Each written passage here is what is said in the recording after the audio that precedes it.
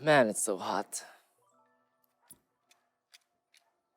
What is up, guys? Welcome back to another video on the channel. Nowadays, smartphones have become such an indispensable part of our everyday lives. It's hard not to have one. It acts as an extension of ourselves and it helps us connect with others and solve problems of everyday life. Now, if you're planning to buy a smartphone nowadays, you generally have two options, either going for an Android phone or an iPhone.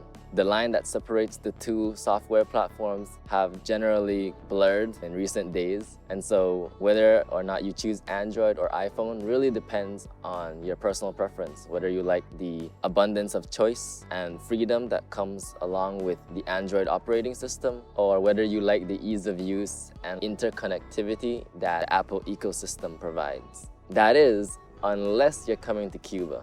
My name is Daniel Hung, and I'm a fourth-year medical student from Belize that's studying in Cuba. On this channel, I make videos about my life here in Cuba, as well as other things also related to my passions like music, film, and tech. Now, I've been constantly switching between the two, and I can definitely tell you that your choice of either an Android phone or an iPhone will greatly influence how easy or how hard your life here in Cuba is. So let me break down why that is. Long story short, an Android phone is the better choice for Cuba, but don't fret if you have an iPhone, because I also currently use an iPhone 6 and I also have an iPad to edit my videos. And so not all hope is lost. Stick to the end of the video though, because I'm gonna tell you why that is. Let's get into it. So there are three things you have to think about that greatly influence, the choice and why it favors Android. And these three things are rooted in everyday Cuban life, right? You're going to confront all of these things as you progress in Cuba. And those things are: 1, offline file transfers; 2, app availability; and 3, Wi-Fi sharing. So sharing and caring is a big part of the Cuban culture. Most of it is done offline. Although Wi-Fi and mobile data are increasing the amount of people that have access to online services, like WhatsApp to transfer stuff to people or email, a lot of the population still don't have access to the internet as easily. And so offline file transfers have been the way to go. Android phones make it very easy to transfer files between Android devices and even between an Android device and an iPhone through apps like AirDroid and Zappia. Between Android phones, you can use Bluetooth, Wi-Fi Direct, and you can even use apps like Zappia, which basically create a hotspot in which other devices can connect to, and then you can share files between connected devices very easily. Like a lot of the times, if someone wants to send you something or you need to send someone something, you're most likely going to be using the app Zappia. Especially in med school, a lot of the professors, if you don't have a flash drive, they would usually, send you stuff, like tell someone to connect to their Zappia and they'll send you all the lecture slides and stuff. And then you can pass it on to other people. Or if someone has a great book or song or video, you can get it through Zappia. iPhones make it slightly harder to use Zappia. First of all, you can't use the iPhone's Bluetooth to send stuff because it's restricted by Apple. And although Zappia is also on the iPhone, it's severely limited in the fact that you can't connect to a person's hotspot as easily. Because on Android, apps have far more control over the phone's features. I can start a hotspot. I could easily scan someone else's QR code to connect to their hotspot, and it would do it automatically, right? On an iPhone, first of all, you can't create a hotspot, so that means you have to rely on someone else to create the hotspot. And also, if you do try to scan someone's QR code that's generated by Zappia to connect to their hotspot, it will ask you to manually go into the Wi-Fi settings, look for the person's hotspot, and then type in the password, which is very cumbersome. I mean, for iPhone, as long as the other person also has iPhone or an iPad or a Mac, then you can just use AirDrop. But most of the people in Cuba use an Android phone, mainly because it's more affordable, and so it's the most common software platform in Cuba. So what about app availability? Just to get the elephant out of the room, Android has better app availability. And I'm not talking about, apps like Facebook or Twitter or YouTube or Gmail, those apps, they're available on both platforms. So that's not an issue. But what I am talking about is there's special apps, right, that are either blocked by the app stores because they break guidelines, or apps that are made by Cuban developers here in Cuba that just don't make it to the stores for whatever reason. And so Android is the better operating system here because it allows you to install apps outside of the store. And that's a very important thing when it comes to Cuba. In the case of apps that are blocked by the app stores because they break guidelines, there's one app that I really love and it's been really useful for me, especially here in Cuba. Let me just tell you what the app is.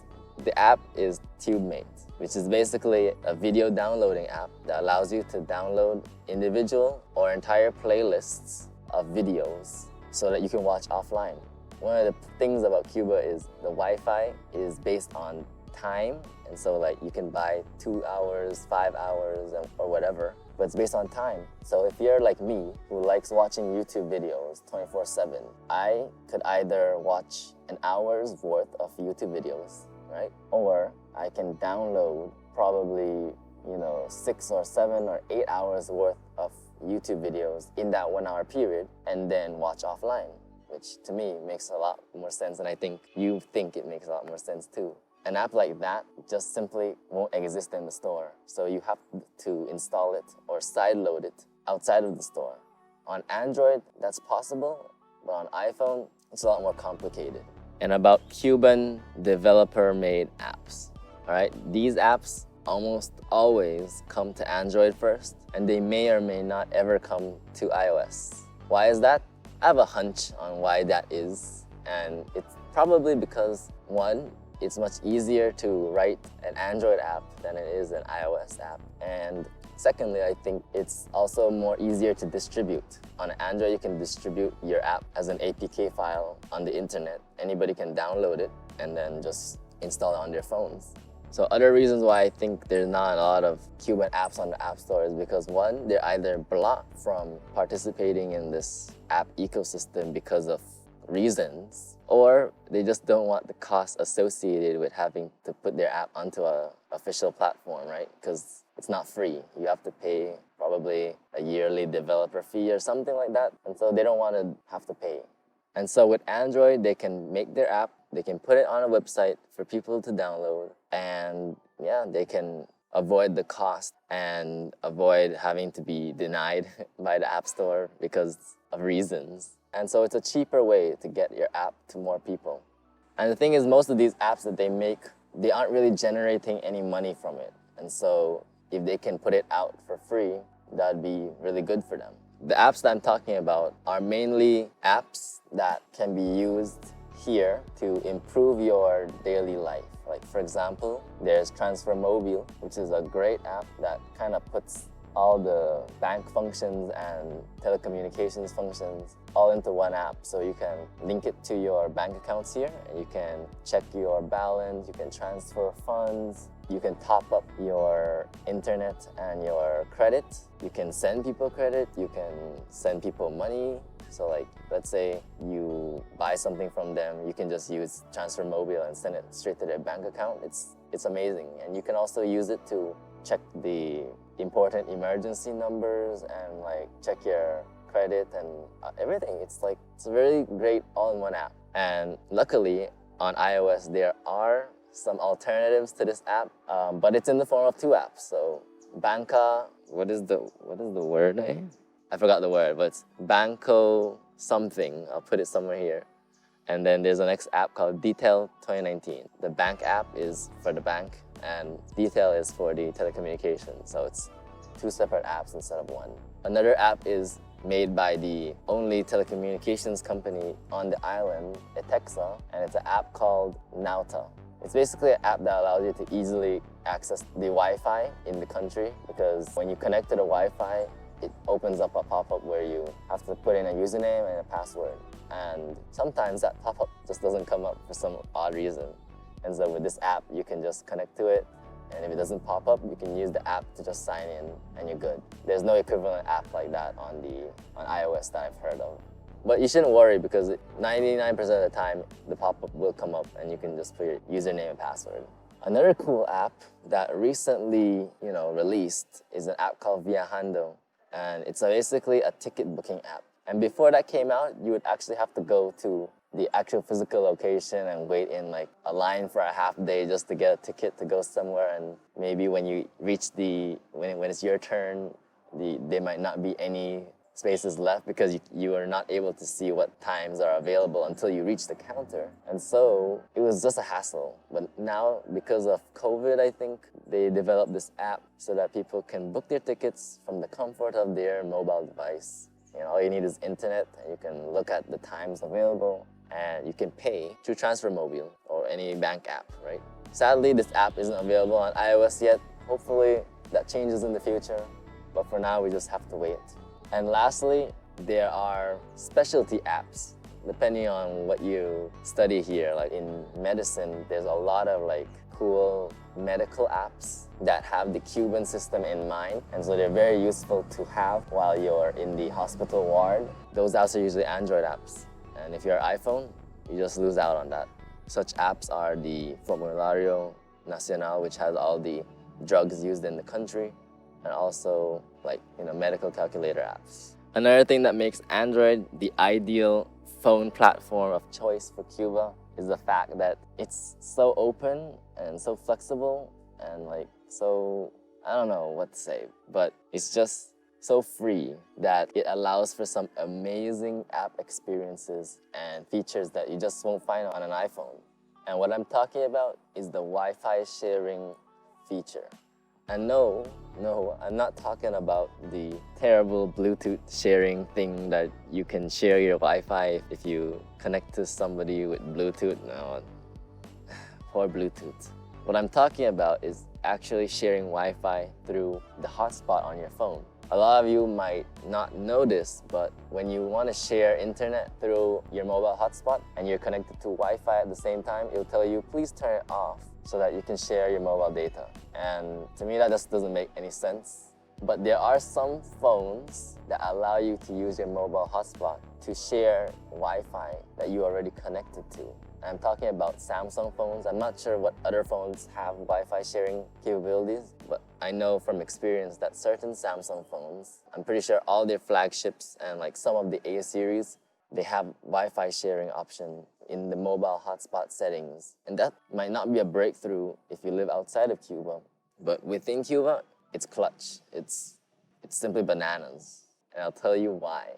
The reason why that's important is because, like I told you, to connect to the Wi-Fi here, you'll have to put in a username and password, right? Which you get when you buy a prepaid card that you scratch off and it just gives you the credentials, or you make an account. Especially if you're living here like a student, you pretty much want to make an account so that you can have your own email and your own password, right? The downside of that is that if you're connected to one device, like let's say your phone, you can no longer log into another device with the same credentials because it'll tell you that it's already being in use. Now, one way to break that trend is by activating, once your phone is connected to the Wi-Fi, right? You logged in, you can actually activate Wi-Fi sharing and then activate your hotspot. And now your phone will basically act as a Wi-Fi extender. And now anybody connected to your Wi-Fi hotspot can now access the internet just like you. And so theoretically, you can have unlimited amount of devices connected to you. And that means if you have 5 hours on your account and you basically broadcast it to 2 more devices, you can basically have 15 hours of internet. And so that saves you a lot of money.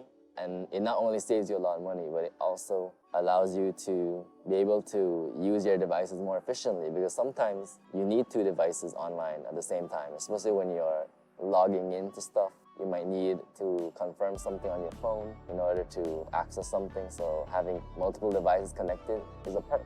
And so with this Wi-Fi sharing feature found on certain Android phones, you can definitely take advantage and become a lot more efficient when it comes to using the Wi-Fi here. So that's it, guys. These are all the reasons why an Android phone is a much better phone to use while in Cuba. So what happens if you have an iPhone? Is it the end of the world? No, it's not. Should you invest in an Android phone? If you want to, but it's not necessary. It's always good to have a spare phone, but it's not necessary. The only thing I'd recommend for you guys who have iPhones is to, one, download a couple of VPNs. VPNs allow you to download new apps and also access sites that are blocked. Those are some common things that an iPhone user might go through. And also, before you come here, download all of the apps that you ever need and update all of your apps so that when you come here, you don't really have to update any of them or need to download any new apps. It'll save you a lot of trouble. And I think I'm going to make a video about all the different apps that you should have when you come here. And so if you're interested in that, make sure you like the video, subscribe, and let me know down in the comments if that's something that you're interested in. And without further ado, I guess that's the end of the video, guys. Hope you enjoyed. Hope you learned something. I'll see you in the next one.